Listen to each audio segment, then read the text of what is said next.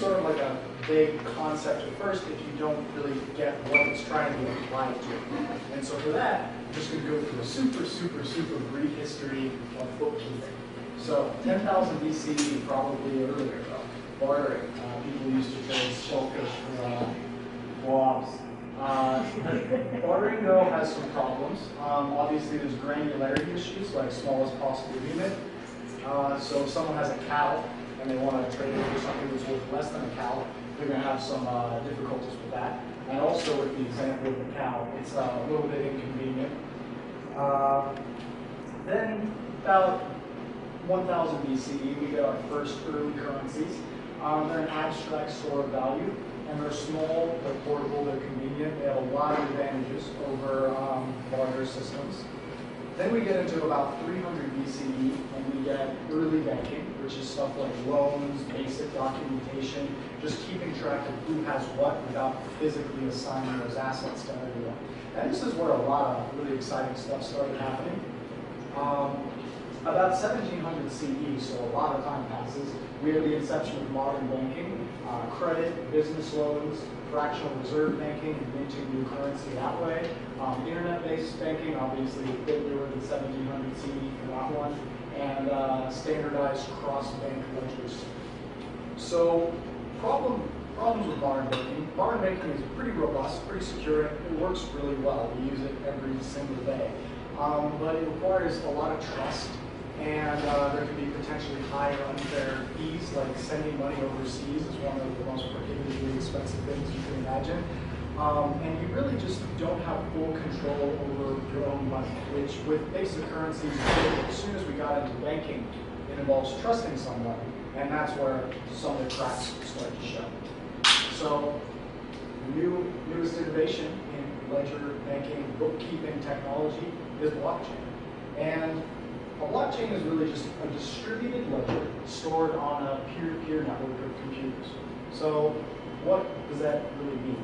So a distributed system, we've got centralized systems, things like Visa or First Bank or Bank of America, or really the US Mint. You've just got this central hub that does everything. Everyone's connected to it. If that central hub goes away, everyone's out of luck. Then we have decentralized systems, where you don't have one central hub for everything, but you do still have some things you depend on. So for example, this node depends on that node, and so forth. But then we can move on to the internet and modern systems that allow these things to be possible. We've got distributed systems. And distributed systems is what makes blockchain possible. It's what makes a lot of things possible. So distribution has a few advantages. One of them is increased availability. Cryptocurrencies such as Bitcoin never have downtime because every single node on the network is capable of running that whole network all by themselves. It's very hard to censor. For example, China at the moment is trying and failing to ban certain blockchain-based applications. And if you know anything about China, they're quite good at censoring the internet, but they're struggling with this one. There's no middleman, which can lead to reduced fees. So the chain part and the block part consists of this second bullet point, which is a growing list or a chain of time-stamped and chronologically ordered records known as blocks. And a lot of things can be done with these. You can store transaction records like Bitcoin and a lot of cryptocurrencies do. You can track digital assets. You can run a prediction market with things that have been built on Ethereum. You can have proof-of betting. Or you can build a fully autonomous notary of public records with business licenses, trademarks, copyrights that never goes down, has low fees. Here's there's a fly. It's efficient. And so really, the sky's kind of the limit. Dubai recently announced an official government-sanctioned cryptocurrency called Mcash. And projects like Filecoin allow users to buy and sell storage space in an atmosphere of near-perfect competition, which is sort of an economist's dream, but it's never been realized in the real world. And this allows for extremely low prices. So this last part is public key cryptography at hash functions. work to secure the network, which enforces immutability, the property of a blockchain, which ensures nothing can ever change, and validation, which means that every transaction or record on a blockchain is set in stone, works out. And so the life cycle of a transaction, for example, Bitcoin. On our example blockchain, we can have a distributed ledger, which is that thing, that amorphous blob to the right, that could state that Alice has 10 coins and Bob has 3 coins. And those are some graphics I lifted from 1990s paper on public key cryptography. They're named Alice and Bob because that's the industry standard for any cryptography example, and I'm not going to stray from that. So, first step, Alice broadcasts her transaction to the network. She says, I, Alice, am sending 4 coins to Bob. And then the distributed network verifies her transaction's validity. It runs checks to make sure she has the appropriate balance, to make sure her signature is valid, which ensures that Alice actually sent that transaction, and it just makes sure everything checks out. And then Bob, as a member of this distributed network, is now aware of his pending increased balance. Since every single member of the distributed network, you see they're all connected, they're all equal, no one member of the network has more power than another, which is what lets these things be possible, what lets them be independent and always on. And so Bob is now aware of this. And then the distributed network finalizes the transaction by including it in something called a block. And as we talked about earlier, those are included in the chain, which makes up the blockchain, which is the namesake of this entire talk. And Bob now sees that the transaction has gone through and that Bob's balance is now 7 coins. So verifying the transaction actually came from Alice is done through something called a digital signature, which is part of a larger branch of technology called public key cryptography. And so, like, who here has an iPhone, for example? Yeah, a fair amount of you. If you ever use iMessage, which are blue bubbles, every single thing you send over that utilizes public key cryptography. Apple can't see what you sent, and no one but your recipient can. And so the technology can really be invisible and convenient, and powers a lot of modern conveniences, such as iMessage. And there are Android alternatives, which I use. And so this digital signature, and which is part of public key cryptography, consists of a public key, which is used to encrypt and verify messages, and a private key, which is used to decrypt and sign messages. And so how this works is a public key, hence its name, is public, and it's broadcast to an entire network or a public server, and everyone knows your public key. But you keep your private key secret because it lets you verify who you are and encrypt data. So how does a digital signature work? So we've got Alice here, and Alice, who's talking to the blockchain on the phone, has her transaction in which she sends 4 coins to Bob. She's got her unique timestamp, and this transaction is unsigned. And then using her private key and a signing algorithm, she combines that with her transaction, which includes the information that Alice sends 4 coins to Bob, and then she has a unique timestamp, and then it's still unsigned because she hasn't combined it yet. Then after that, it results in a signed transaction. And we have some binary data, which is just the representation of her digital signature. Obviously, this is just arbitrary binary data. It's quite a bit bigger in practice. But now that it's signed by Alice, as long as someone hasn't compromised Alice's private key, it's 100% set in stone, 100% verifiable. This slide is awful. That this transaction actually did back to Alice. So, going back to the life cycle of the transaction, we have the distributed network that finalizes the transaction by including it in a form. And this transaction has already been signed. The fact that it's propagated around the network at all means that individual nodes accept that Alice has the appropriate balance. And how do we do that? Well, we need something called a cryptographic hash. And really the 2 big keystone pillars of cryptocurrency and blockchain technology, which is public key cryptography, which you guys already understand, and then a cryptographic hash, which is, it's a unique piece of data that represents the data of a file in a compact form. and it's used every single day for file validation and all kinds of other purposes. Whenever you download a file, your browser performs a check using a hash function to make sure the data wasn't corrupt during transfer. So for example, if we have a big file, let's say it's 20 gigabytes, its hash would just be that string of text, which is a number.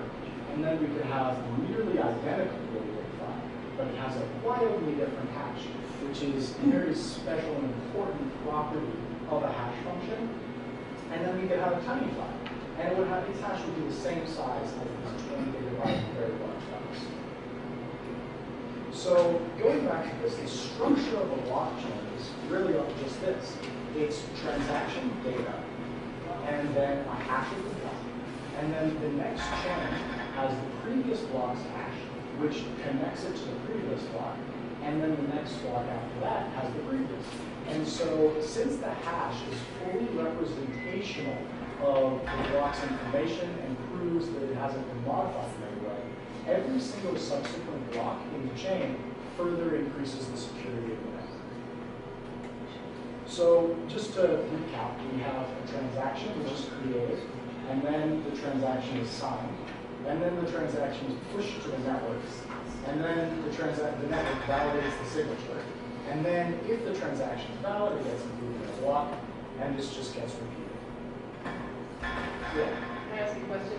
Okay, so there's Alice's signature, and it comes out as this like hash number, right? Is it a hash number?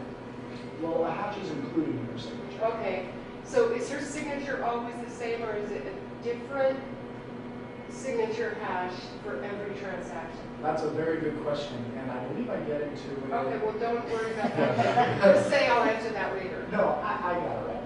So one of the properties of a signature is it combines unique data, and it generates a signature that is only valid for that data. Okay. So for example, when you send an email using a software called PGP, which is Gmail uses Derivative of it now, you include a signature that is only valid for that message. So if someone sees your signature and lifts it, they cannot reuse it. Okay. So to answer your question, yes, it's different every time, and the hash of the transaction is factored into Alice's signature. Okay, thank you. Thank you for the question. I think we were shortly, but can we just smoke? Can we smoke the hash? What? Can we smoke the hash? No, it's not. I'm sorry. It's a different wrong kind. But it is Boulder. Yeah. No, this whole exists on a computer. When you talked about the blocks being appended and getting more secure over time, is it actually taking those hash numbers or codes and creating a longer and longer chain, or does it just keep like the last separable so that it can track backwards? I don't know if that matters. It does. So the block, it includes a reference to only the previous. Yeah. And so when you traverse through the chain, you're able to create a continuous chain. And in the event of like a fork, which I think you're referencing to, where you have two separate things where multiple blocks reference the same, the network simply chooses whatever chain is longest to the size. And I think I'm going to try to save questions for the end so we can answer them all at once and how I can. But thank you for your question. So getting to your thing, which involves mining, who gets to make these blocks? Because the block has the ultimate authority on what transactions are valid, what transactions are not. And the answer to that is it depends. For example, Bitcoin and Ethereum, which are some of the biggest names, they use a process called mining, which implements an algorithm called proof of work. We have newer technologies like Lisk and BitShares, which use something called delegated proof of stake. And then we have Ethereum. In the future, we'll switch to a proof of stake system as well. So the proof of work is kind of getting phased out for a few reasons. And so the flow of a proof of work process goes basically like this. I, as a computer, will watch for transactions, and then I'll gather the transactions into a block, which is invalid at the same time. And then I'll find a magic number called knots, but when placed inside the block, causes its hash, which is just a number, to be below a certain value. So a few slides back, I talked about how just a tiny change in a file's composition with a 20 megabyte file that's almost identical produces a drastically different hash. And that's an intentional feature in a lot of hash functions. It's called a cascading effect. And this is is what makes mining possible through proof of work. And so when you get your magic number to produce a hash below a certain value, it broadcasts it to the network, and then you collect a miner's reward if it is accepted by them. And so basically, we'll have our block data, which is all of our transactions and all the signatures, and then we'll literally just have one to it, and it'll have a hash. And then we'll have all of our block data, and then we'll try to have two, and then we'll have a hash. And then block data plus 3. And this one, just by pure coincidence, it's impossible to predict this without actually computing the hash, has 4 leading zeros, which is representative of it's a pretty small number. And so since that's below the arbitrarily set threshold, it's accepted and it's the winner, and it gets a block reward when broadcast to the network. Some of the disadvantages of a proof of work system is that it's very energy intensive. It consumes a lot of electricity. It's not eco-friendly at all. I think according to some latest statistic, Ethereum and Bitcoin burn about $1 million of electricity every 3 days, which is just insane. However, it's very adaptable. Mining difficulty can be adjusted on the fly to adapt to network conditions, and it's quite secure. Then we have proof of stake, which is a similar thing, but you watch for transactions, you gather transactions into a block, just like mining. But then you enter a lottery system with your win chance based on your total amount of coins held, which is your stake. And then if you win, you sign and broadcast the transaction to the network, and then you collect a reward. It's a lot more eco-friendly, but it does pose a wealth distribution problem in that the rich will always get richer as a result of them having a stake and being able to participate more freely in the staking process. So our final consensus method, these are all consensus methods, is the delegated proof of stake, which is just watch the transactions, gather transactions into a block, and then when it's your turn, create and sign a block, and then broadcast the block to the network and collect a reward if accepted by the network. It's really a very straightforward process that saves a ton of electricity and a ton of complexity. So, for how this works, members of the community vote for delegates with their vote weight defined by the total amount of coins. And then the top delegates take turns forging or creating blocks.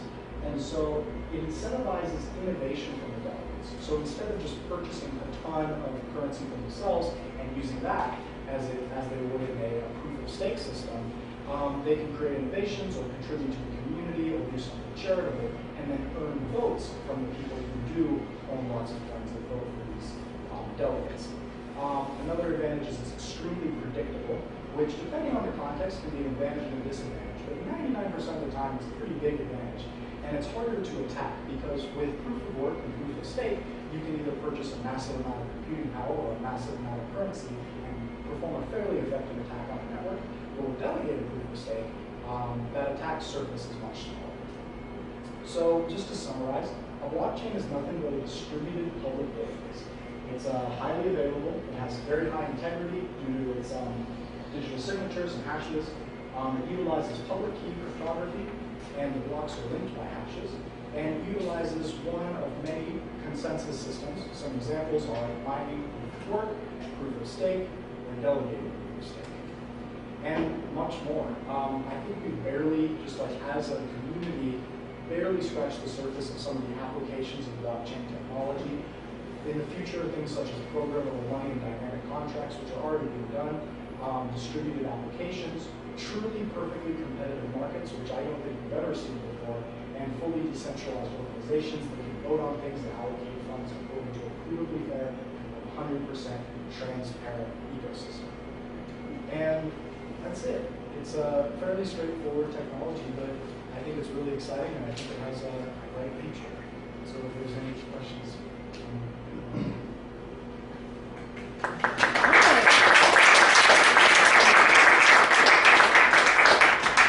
Thank you. Next slide. Did you have one? Yeah. I've heard blockchain described as, like right now we use like a dual system, accounting system, or dual ledger, and that adding the blockchain is a 3-ledger system. Yeah, you went from double entry to triple entry accounting. Right, That's exactly. what we did. So can you explain that? Can you explain triple entry accounting? I can.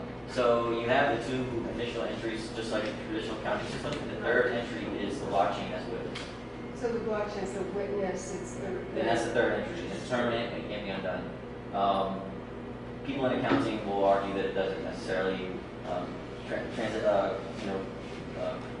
communicate that way, but it does kind of make sense that the third witness is the third entry in the Right. blockchain. Okay, cool. Thank And you. one of the advantages of that, as he said, is just the transparency and the public accessibility. And I think more transparency is always good. You said that the more blocks that get added to the blockchain, the more secure it becomes. How is that? So, with Bitcoin, for example, if you put your coins into, for example, an exchange where you can buy and sell, usually the exchange will require 6 of something called a confirmation, which is the total number of blocks included. And the reason for this is, in Bitcoin and all proof-of-work systems, there's something called a 51% attack, which is if a single entity controls more than 51% or more than 50% of the total computing power on the network, the likelihood that they'll be able to forge or make a fake transaction propagate and be accepted goes through the roof. And so the reason additional blocks secure the previous is because of my answer to this question with the longest chain solution. So if I, as a rogue entity, wanted to forge, let's say, a transaction, I would make a fake block, my massive processing power I have as a rogue entity, and I would include my invalid transaction. And in order to get it accepted, I would have to then dominate the network and produce the next 6 blocks after that, winning 6 times in a row. And the likelihood of that is astronomically low. So since the longest proof-of-work chain is accepted, in order to forge a transaction, you have to single-handedly outperform the rest of the network, if that makes sense. And so since every single block has a reference to the previous, it further validates it since more work is done for that block. I hope I explained that. So the more nodes there are in the network, the better for the. Yeah, that's true as well. But when it comes to just active miners, the more of those, the better as well. I have a question about the mining. There's right now they're using a lot of ASIC miners, and the new trend is to, for at least proof of work, is to do GPU mining and look for that sort of solution. I was wondering what the difference is with GPU mining and ASIC mining. So, as a former miner myself, Bitcoin, for example, and Ethereum uses a different algorithm. But Bitcoin uses a hashing algorithm called SHA-256, which is a 256-bit hash. It looks a lot like the ones that I put in my presentation, but it's quite a bit longer and quite a bit slower to compute. And when Bitcoin first came out, all it hashes is it's just math. And so you can do that on any processor, but it's kind of slow. And that worked for a while. And then people realized they could take their graphics card. And graphics cards, if the structure of them, they have thousands of parallel cores, which a CPU does not. And each core can do a hash function, and it's going to shoot at way higher speeds than a CPU.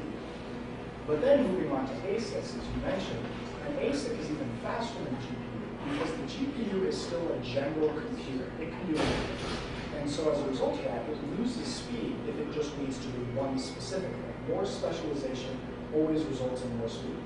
And so an ASIC, all it is it's a chip that's facilitated from scratch to do nothing but the SHA-256 hash function. And since it's literally a special silicon chip that does nothing but that one thing, it does it very, very, very quickly.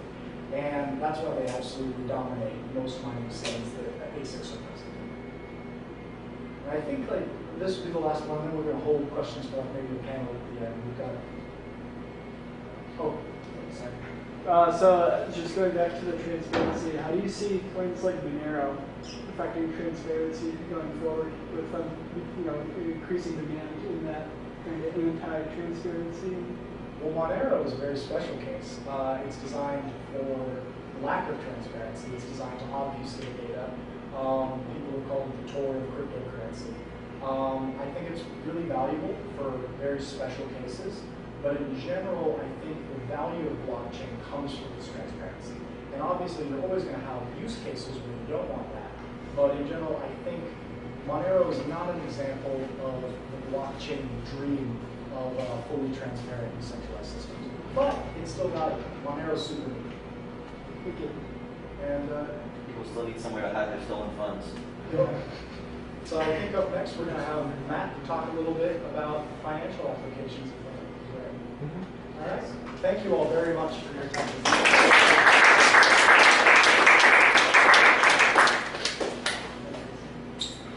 Well, it's going to take me a second to get set up, y'all, so if you want to grab a drink or some food or something. Yeah, I'll get rid of that. just take a minute. So,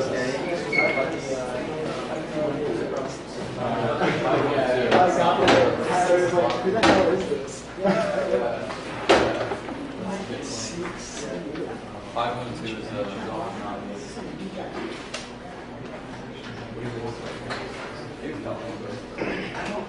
I remember it's a college, like so it's like here.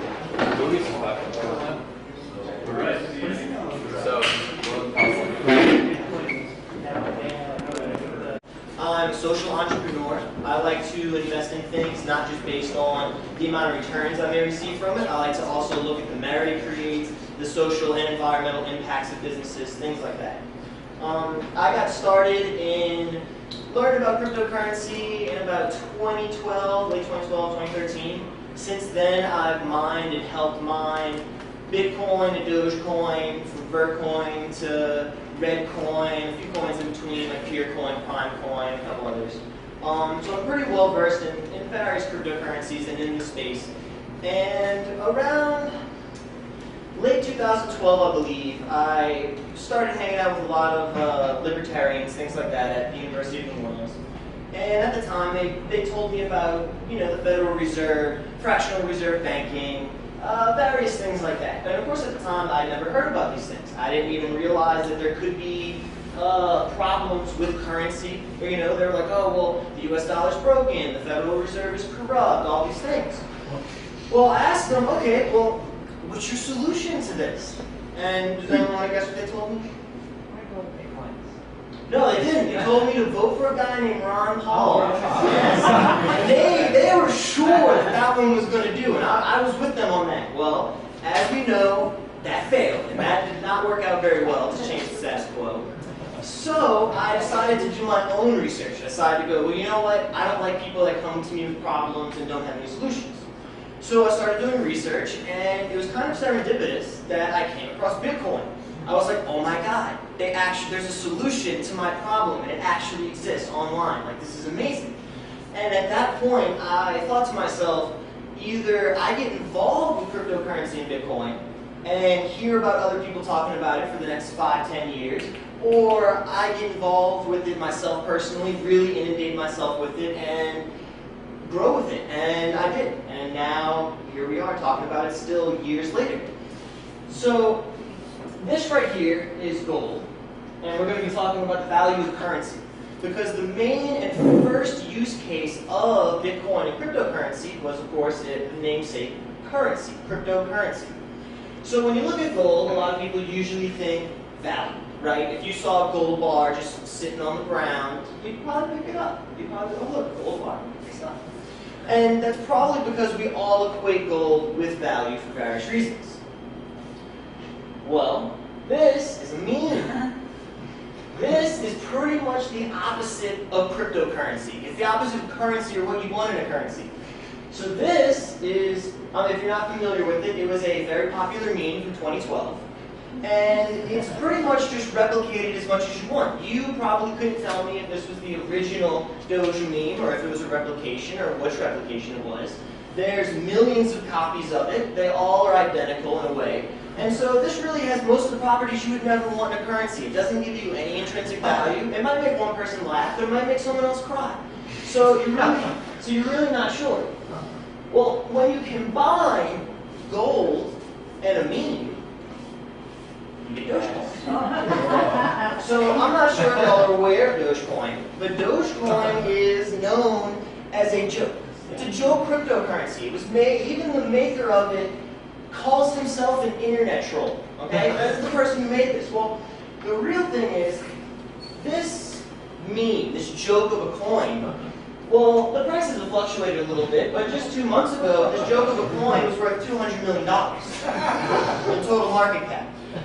And it's kind of at this point that you really need to start thinking to yourself, well, if the joke of something, literally something that's supposed to be the worst of its kind, is worth $200 million, well then maybe there's something here in this space. Maybe there's something more to it. Well, there is a lot more to it. And of course this is classic traits of money. It's expanded a little bit. The very first four, divisibility, can your money be divided? Is it easy to divide it? Portability, can you transfer? Durability, is it durable and will it last? Will it break down? Will it disintegrate in your vault over time, or will it be good? And of course, intrinsic value. Is there some benefit to your currency or good beyond just it being worth something? Can you take it if it was worth nothing and still use it? Well, these four were actually the first four traits of money created by Aristotle. Back then, you didn't quite need as many concepts, you didn't need quite as many things, but as time went on, you started to need more properties of good, sound money. That's when you get fungibility in. Is it interchangeable? One chicken may not be worth one chicken. My chicken is 15 pounds, your chicken is 10 pounds, my chicken is better, right? So you want to make sure that when you change something, $1 is worth $1. 1 Bitcoin is worth 1 Bitcoin. It also needs to be secure. Can you counterfeit it? In the day of Aristotle, there wasn't very much counterfeiting going on. Gold was kind of a thing, but it didn't really happen very often. But these days, that's a big thing. Counterfeit protection, your identity getting stolen, like all kinds of things. And of course, is it easily transacted? It's done that once before, but the TV stays on the whole time, so. The Well, cord if is we right need below to, your this will foot. be our That's back talking. perfect. Maybe you're bumping the cord like right behind your back. Yeah, but that is totally what it is, guys. Somebody's bumping the cord. That's all. Excellent. Alright, and so you also need to make sure it's easily transacted. Can you easily spend this currency for something else? Some ancient civilizations used to have giant 50-pound stone tablets and circles as currency. Try bringing that to the corner store to go get some milk, right? Not very easy. And of course, scarcity. This is a big one that kind of came up, and it's the fact that a lot of people like to plan for the future. And so even with something like valuable metals like gold and silver, you don't know what's going to happen when all of a sudden a giant find comes up. Some new technology is invented, and now they can dig up new resource patches. And so the problem with even raw resources is even their scarcity is kind of limited. You never know when there's going to be new amounts found. And of course, you need to make sure that it's sovereign. These three at the bottom are the new ones that have been created just in the last 10 years or so. You don't really want to ask someone permission to use your currency. Is it decentralized? As Jackson talked about earlier, decentralization is if one entity goes down, will all of your currency be destroyed? And of course, the new one is smart. Can your money change? How easy is it for your money to change? So we're going to look at a couple of the most popular forms of currency over time really quick and kind of compare them. So gold is obviously not very divisible. You have a gold coin. Well, now you need to cut your gold coin in half. How are you going to do that to break it down? Is it portable? Gold's moderately portable. You can carry a fairly decent bit of value of gold, but if it's too much, you're going to be carrying pounds, if not tons of it. Is it durable? Highly durable. It's a mineral. It'll sit around for, I think the half-life of gold is 2 billion years, so it'll stick around for a while. Intrinsic value? Even if no one wanted gold, people have been using it for jewelry. You can even melt it down, use it in circuitry. iPhones, for example, have a lot of gold in them compared to a lot of electronics. And of course, is it fungible? Is it interchangeable? Or interchangeable? Well, a gold statue, regardless of its form, you melt it down, you check the weight, and that amount of gold is equivalent to the same amount of gold. It's based on weight. And of course, security, is it counterfeit, or is there counterfeit protection? Kind of.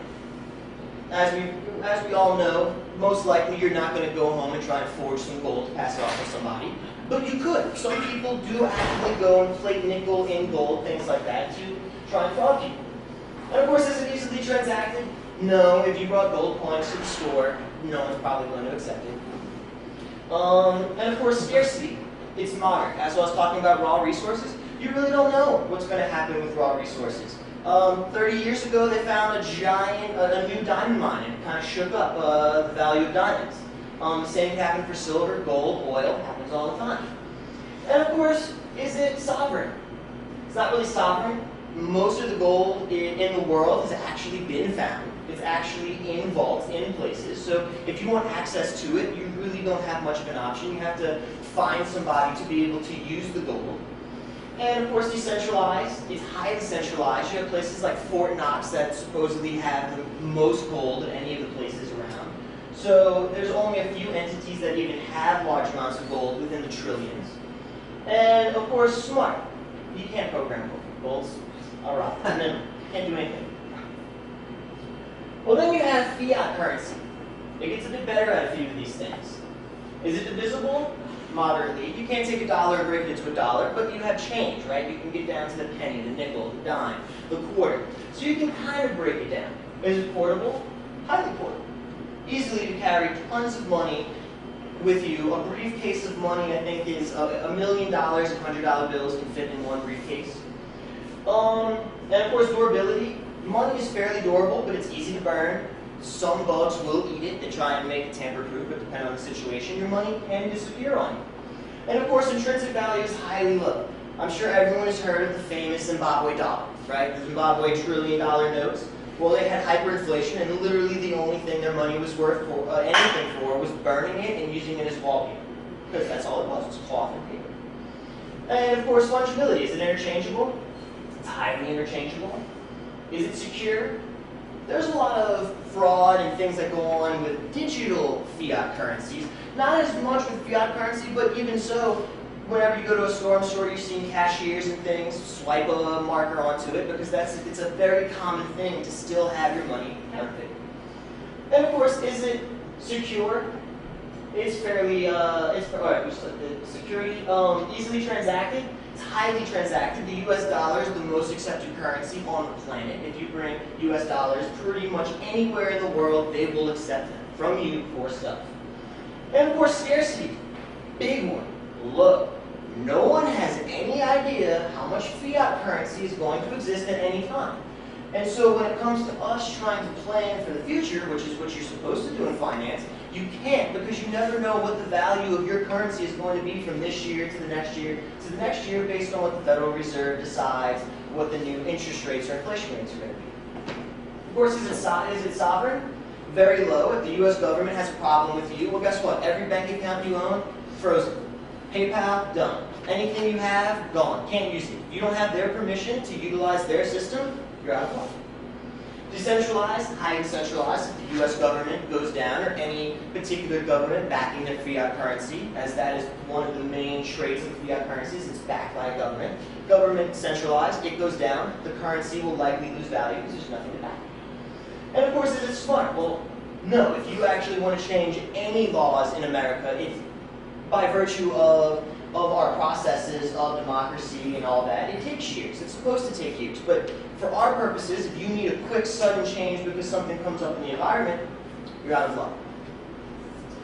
And of course, you have the birth of Bitcoin and cryptocurrency.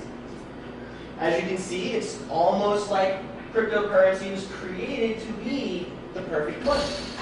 Is it divisible? Highly divisible. You can break it down to the millionth place, I believe. If they need to, they can add more. You can transact the smallest amount of money easily. Is it portable? It's highly portable. You can keep $10 million on your cell phone. You can keep $10 million in your head if you want to remember a password. Is it durable? Highly durable. As long as the network continues to run, as long as the nodes continue to process blocks, it will be around and it will not be destroyed. If we get a case where the internet and all electricity is destroyed, I think your money is going to be the last thing you're concerned with. So for all intents and purposes, it's highly durable. Intrinsic value. Now some people will argue this, but the intrinsic value of most cryptocurrency, besides the fact that it's potentially decentralized, is also that you can send this money usually instantly. Someone in China, if you want to send them money, it may take 10 minutes on the Bitcoin blockchain. Other blockchains, it'll be even faster. And another thing with the intrinsic value is you can also use it, since it's a permanent distributed ledger, you can also attach other information to it, like let's say marriage papers or a mortgage or something like that. The ownership of any of these things can be attached to the blockchain.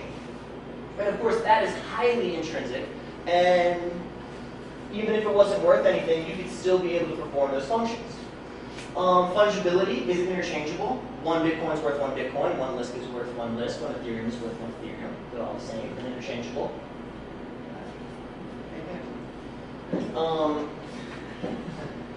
Is it secure? Well, it's highly secure. As we talked before, you need a 51% attack to really be able to try and break the network.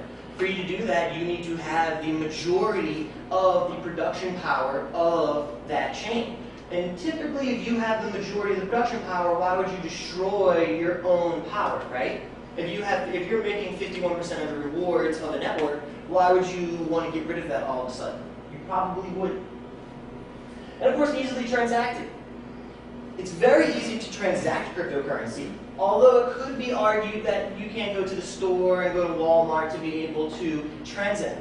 But considering cryptocurrency was actually made for the digital age, there are lots of digital companies and online companies that will accept your cryptocurrency.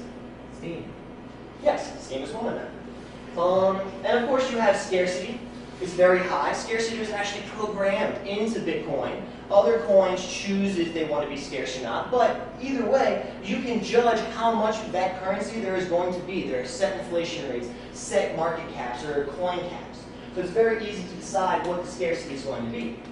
And of course, sovereign.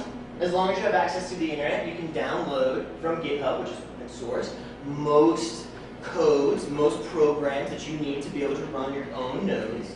And so you don't really have to ask permission from anybody. As long as you have internet access, you can go and start utilizing a lot of these chains and these protocols. Of course, decentralized, we discussed that. And my favorite of all of these is smart. This is very important. The reason it's my favorite is because if there's something in this that you don't like, change it. If you don't like it, program a new currency. You don't like one aspect of it, just change that aspect. Or make something completely different. It's up to you. That's the best part about smart programmable money. Now we have here is the US dollar purchasing power from 1913 to 2014. So essentially $100 worth of purchasing power. Right around here in 1933, we had FDR decided to start, he made it illegal to have gold bullion, gold bars, things like that, to start to collect gold from the US population and citizens. As you can see, drastic effects. Until right around here in 1971, Nixon actually decoupled the US dollar from the gold standard. At this time, if you were a US citizen, you could not transact or trade your dollars for gold, but international banks and companies could.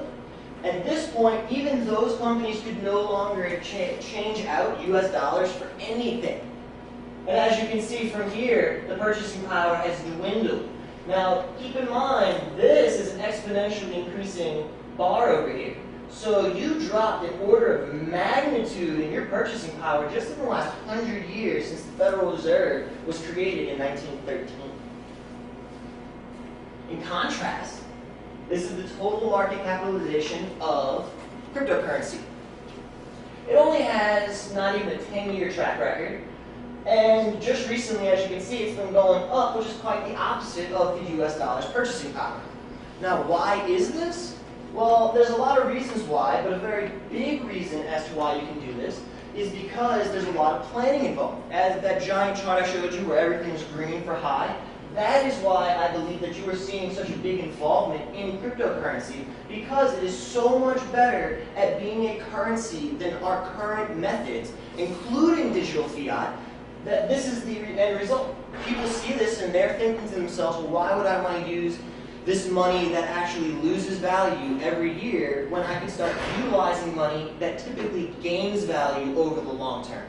Which is, of course, the goal of having the programmable money, putting in set caps on the number of tokens, and setting your inflation rates. These are about as many businesses that I could fit on this one page that have accepted cryptocurrency or still do accept cryptocurrency. These are some more very big companies that actually accept cryptocurrency. This is to show you that it's not nobody that accepts it. Maybe 4 or 5 years ago, you could have gotten away with saying, okay, well, no one really accepts it. But when you have people like Expedia, Mozilla, PayPal, Reddit, Bloomberg, when you have these large companies that begin to start accepting these cryptocurrencies, that's kind of a sign that this is becoming an actual thing. These companies are willing to hold this money probably has at least some kind of value. So looking forward, this is the account penetration around the world of the amount of adults with an account at a formal financial institution. The IMF says that we have 2 billion individuals on the planet, adults, that are under or unbanked. The reason I say this is because cryptocurrency isn't necessarily a use case for us every day. You're not necessarily supposed to go and get some cryptocurrency, and now you're just going to start transacting in cryptocurrency. You're going to go and buy cigarettes and gas and food with it. It's not the case. But for a lot of these unbanked individuals that just do not have access to banking, it's too expensive or too costly to them, well, these people actually have cell phones. They're just not banked. The majority of the world is actually gaining access to the internet, and several people think that 80% of the world is going to have access to internet within the next 5 to 10 years. So when you think about who's going to be using this, you have to think, well, maybe it's not just the people here where you can just go. I didn't touch it that time. Yeah. Where? So you have some people here. You can just go to the corner. There's an ATM. There's probably 3 banks between here and me walking half a mile or a mile. You can get money and access these things at any time. But for all the rest of these places, they may want to put up a server or have some kind of digital transaction that only costs pennies. But they can't because the transactions, they can't use any of them. There's too much money. There's things like even a $1 transaction fee for somebody will price out an entire continent for being able to use it. And so in conclusion, my favorite thing about cryptocurrency is that there's a lot of them. If you don't like one, you go move to another one. If you don't like those, go make your own. But you have to do your own due diligence before getting involved in them. So don't go buy cryptocurrency. Don't just go run off and hope you're going to get 10,000 times gains on your investment, because chances are that boat already sailed. There are people who have gained that much in cryptocurrency, but that's a lot of exuberance. It's a lot of developing really quickly. However, a lot of these different currencies offer various different things that the other ones don't. Some of them, like Bitcoin, try to be scarce. There's like 21 million of them. There's a set inflation rate. It's actually supposed to be deflationary. So in that sense, it's supposed to be worth a lot. Some of these coins, like Dogecoin, print as many as they possibly can so that anyone can use them with a basic miner at any time. Maybe that's not quite the case since they've merged mine with Litecoin, but the point is, you can choose from any of these coins to try and find the use case that's good for you, for your situation, and you should not get involved into it until you've done your due diligence and done research on what it is that you're doing. And of course, special thanks to Lisk, who is our sponsor. Lisk, which our next presentation is going to go into a little bit of detail on, is one particular cryptocurrency that has a lot of opportunity for developers and entrepreneurs all together to try and come together to be able to develop their own cryptocurrencies and their own new solutions. So I leave you with that. If there's any questions? You talked about the transaction costs of like pricing out entire countries or nations or whatever, and it seems like the transaction cost for using Bitcoin is kind of gone up as more and more transactions. Yes, it has. That is because they have a block size limit on the amount of data that for transactions that can be fit into a single block. So because of that, if you don't make it on that block, then you don't get your transaction through, which leads to people having higher and higher transaction fees. Yeah. So that is the thing that's happening with Bitcoin. Is there a planned solution for that? And There's several planned solutions. Because of that, you've had a fork into Bitcoin Cash, which has 8 megabyte blocks. You can do up to 32 megabyte blocks. Their goal is to try and make it as quick as a transaction network as Visa with very, very low fees. But since Bitcoin kind of has lost its particular use case for those very low fees, there's multiple other currencies that you could use that have instant and very low fee transactions. what is the primary use case for Bitcoin these days? The primary use case for Bitcoin, well, if you wanted to send a lot of money, you can still do that within minutes. It's highly secure, so if you look at all the chains that are of cryptocurrencies, it has the most proof of work and the most computing power behind it. So taking it down and destroying is probably very, very difficult. Because it's old, we talked about how.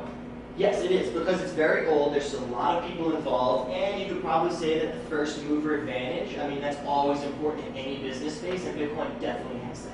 I would say Bitcoin's biggest use case now is actually to invest in other cryptocurrencies. It's now used as a vehicle to invest in other cryptocurrencies more than anything. Yes, it is. It is useful as the first tool people usually get And into so it's Bitcoin basically- before investing in other currencies. It's like the fundamental economic unit of the cryptocurrency ecosystem. But to answer your question, there's a reason that there's essentially like a war between all of these splits that are happening in Bitcoin, because so many people actually think the use case of Bitcoin is something different. So that's why you're starting to get this, but that ultimately leads to more coins, more chains, and more options for us. I tried using Bitcoin Cash once, and it took like 6 hours for 2 confirmations on the network. Yes, since the Bitcoin Cash fork occurred, the miners are actually kind of in it for profitability, obviously. So since their care isn't as much on the network being sound and it's on profitability, they have just been switching between the two chains to gain the most profit, and that's been hurting both chains. Some people say that that won't happen for long, because only one of them can survive. But I think that this will definitely not be solved until after SegWit 2X is taken care of, I believe, in November, next month. What's your opinion on SegWit 2X? Just curious. And what is it? So you have the original Bitcoin blockchain, and there's a 1 megabyte block limit that's in it, and some people believe that there should be different use cases for Bitcoin, and that it would be better with the 1 megabyte block limit. So another group decided that they didn't like that. This is oversimplifying. But another group decided that they didn't like that route, so they made a fork. Essentially, they copied the Bitcoin chain, made their own version with a slight change by increasing the protocol, or increasing the megabyte limit. Well, now that original Bitcoin chain added something called SegWit, which is created by some developers to try and solve the scaling problem without increasing the block size. Well, that's part of the current Bitcoin blockchain, and there's another group of people who have got together, and they think that they know the best solution, so they're trying to fork that chain again to make a third chain to attempt to know best of what to do with Bitcoin. And that's supposed to happen in November. And that's supposed to happen in November. So it's not Bitcoin Cash won't split. Bitcoin will split. Bitcoin will then split again, yes.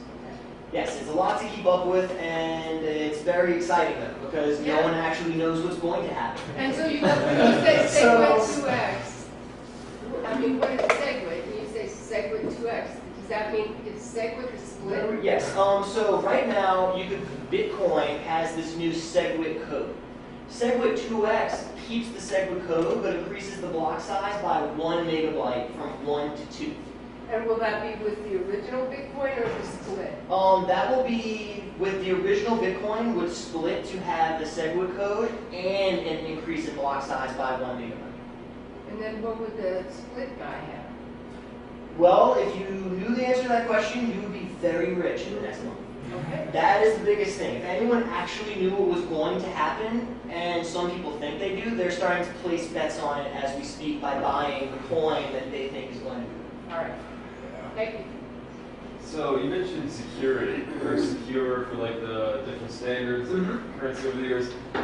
There's no security when it comes to like identity theft or losing your account. There's no like insurance, right? When it comes to cryptocurrency. If like an app that you download to your phone steals your key or something like that. Okay, so when we talk about security, it's not user and security. Right. So the ledgers. Blockchain is actually not that user friendly.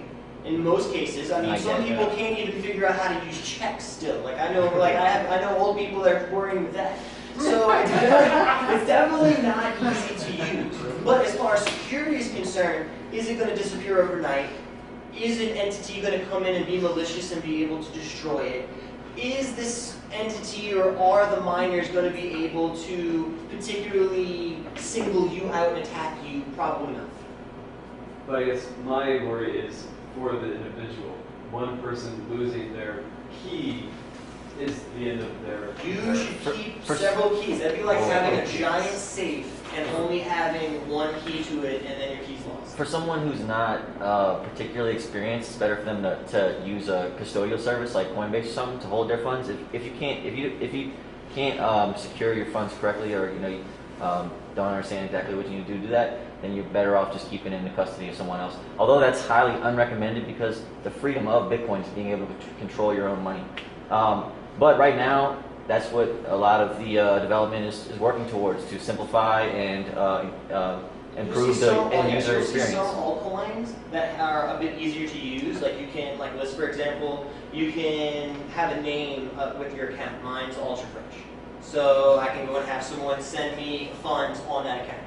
You can go and make your own account. You just type a name in so you don't have to use an expansive code. And for the case of Bitcoin, its code is, or its private key and public key, very long. But a lot of altcoins are starting to shorten that code to be very easy for you to use. So there are people working on it, but if you don't know what you're doing, you should be very cautious moving a lot of money through the blockchain. And there are some cryptocurrencies that also have mechanisms that, for example, implement time as to when a transaction could happen. So, like for example, with Steemit, that is a cryptocurrency platform that's been built more with user features. All right, everybody. Hello, my name is Edward Trosclair. I'm the U.S. ambassador to the Lisk project. We just escaped the hurricane in Louisiana to come here to see you all. So we love Boulder too, so we're really excited to be here. So I have a presentation for you today. It's what is Lisk, history, and what's next. So first of all, what is Lisk? It's a JavaScript blockchain application platform. It's based in JavaScript and Node.js. These are two of the most accessible languages in the entire world, which means that more developers will be able to understand the code of the blockchain than any other. So in January 2016, there was a problem to solve. Entry into the blockchain development field is hard. It's expensive, time-consuming, takes extensive knowledge.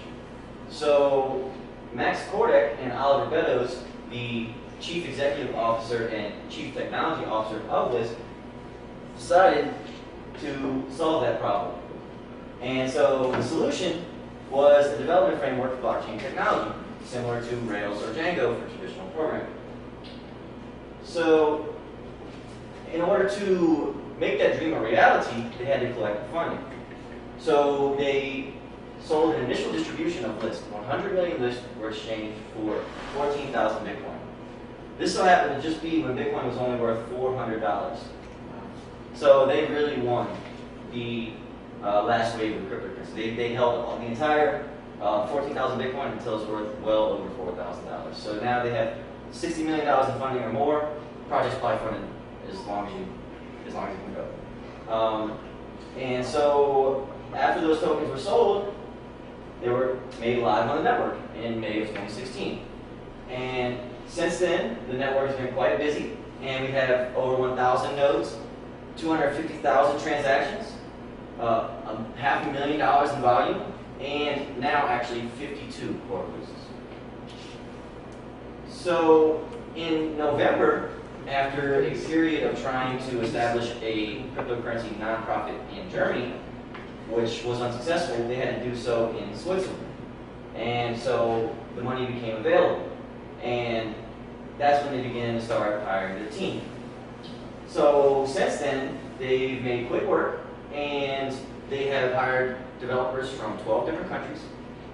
And as you can see, there's a lot of beautiful faces here, right? Yes, indeed, Isabella is amazing. We love Isabella. She actually transplanted from the U.S. now to Berlin. She's living a dream.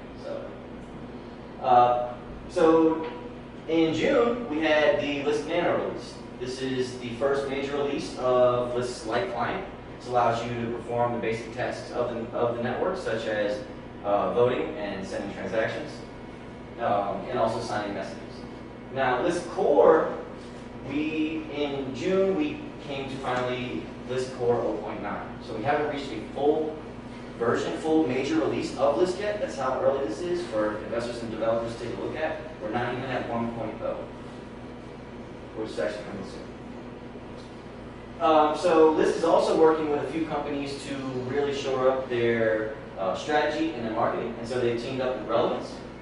And as far as I know, they've pretty much completed their term with Relevance, and now they are about to unleash it upon us.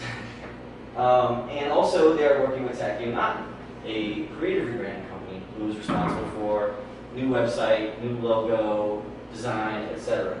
And they're a very talented team that have clients such as Boulder and Microsoft. So the league that Lisk is operating in now is top, especially in terms of cryptocurrency.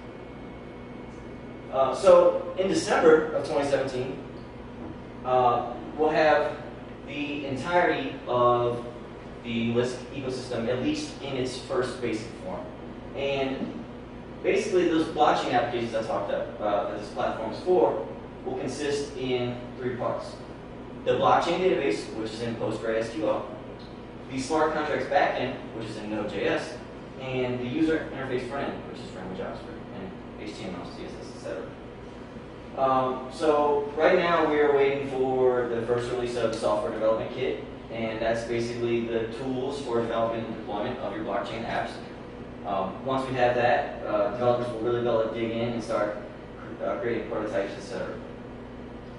So here's a good comparison as to what the main issue at heart of what Lisk is doing differently than other cryptocurrencies. So Ethereum is, as you can see, as the blockchain goes along, all the financial transactions, smart contracts, and utility and applications are all in one layer. So after a certain point, this becomes kind of fragmented and just a bit cluttered. And ultimately, it just can't scale. Once all these contracts and applications are running in one execution environment, we've already seen congestion on the Ethereum network. So Lisk has proposed a solution called sidechains. Basically, that the blockchain and the financial data will remain on the one main layer, but applications and smart contracts will get their own cryptocurrency and their own sidechain. So basically, this really modularizes the cryptocurrency and gives it a ability to scale outwardly. So this is really the scaling solution blockchains we're looking for. So into the future, Lisk will have the blockchain application platform and also a full ICO suite. This means that you'll be able to launch a token